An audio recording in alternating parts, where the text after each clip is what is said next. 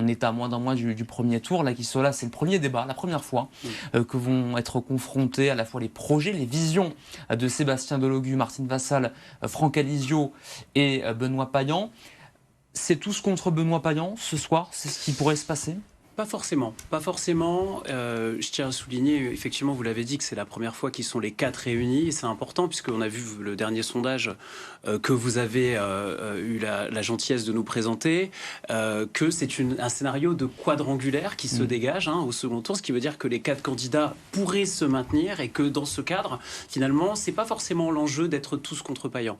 Vous avez pour Martine Vassal, finalement, celle qui s'est faite dépasser par Franck Alizio, la nécessité aussi de refaire son retard, peut-être en allant chercher une partie de son électorat qui est parti chez Franck Alizio. Donc l'enjeu, ce sera peut-être aussi d'être finalement de marquer sa différence et sa crédibilité vis-à-vis de Franck Alizio. On voit les chiffres, pardon, on voit les chiffres. Dans l'hypothèse d'une quadrangulaire à l'issue de ce premier tour, ce serait donc Benoît Payan qui serait en tête, suivi de Franck Alizio, de Martine Vassal et de Sébastien Delogu.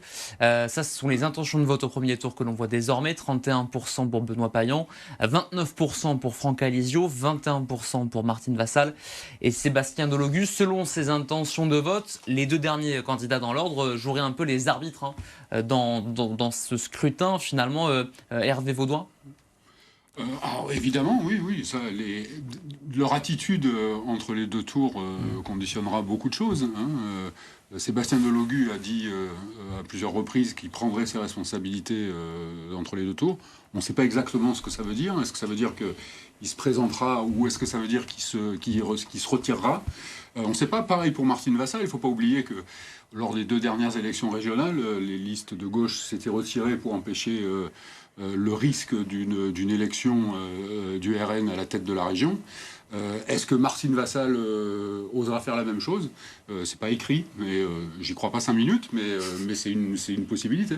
C'est vrai que les candidats, forcément, on peut le comprendre, à l'aube du premier tour, ne vont pas dire derrière qui vont se ranger au second tour. Ça acterait une défaite. Les sondages, là, celui de BFM avec Elab en partenariat avec la Provence et le Figaro n'est pas le premier, mais c'est vrai qu'il confirme ce duel qui semble se dessiner, Norbert Nourian, entre Franck Alizio pour le Rassemblement national, le RN, qui convoite la 2e ville de France. C'est sans doute le plus gros enjeu national pour le Rassemblement national, et particulièrement à Marseille, c'est aujourd'hui le sujet, j'allais dire, principal. Le Rassemblement national est quasiment aux portes du pouvoir.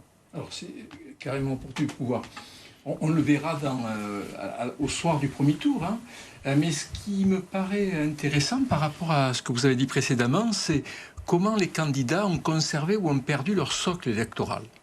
Le sondage dont vous avez présenté certains résultats montre que si Benoît Payan garde le socle de 2020, 83% des électeurs de Mme Rubirola se portent sur Benoît Payan. Uniquement 57% des électeurs de Martine Vassal restent chez Martine Vassal. Donc les enjeux ne sont pas les mêmes. Il y a chez Benoît Payan, si vous voulez, une stratégie qui vise à élargir le champ pour consolider un socle électoral, et chez Martine Vassal, par contre, partir à la recherche de cet électorat perdu.